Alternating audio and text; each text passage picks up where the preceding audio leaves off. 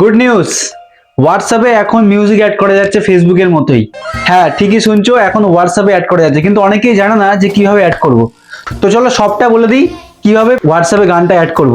কিন্তু আমার একটা কথা আছে, ভিডিওটা কিন্তু শেয়ার করতে হবে, আর প্রথম হোয়াটসঅ্যাপে যে গানটা দেবে সেটা কিন্তু স্ক্রিনশটটা আমার কমেন্ট বক্সে দিতে হবে। ওকে, তো চলো দেখা যাক।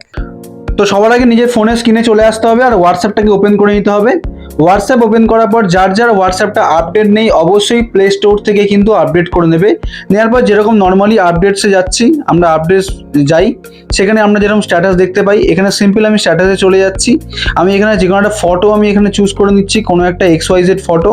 আমি এই ফটোটা নিয়ে নিলাম এবং ওপরে দেখতে পাচ্ছ এই যে মিউজিক অপশন দেওয়া আছে কিন্তু এখানে। তো আমি এই মিউজিক অপশনে চলে গেলাম।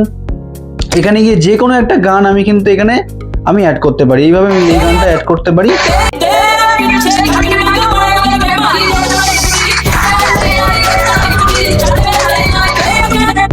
তো সিম্পল আমার এখানে স্ট্যাটাস দেওয়া হয়ে গেছে, ব্যাস এইটুকু, সিম্পল, আর কিচ্ছু না।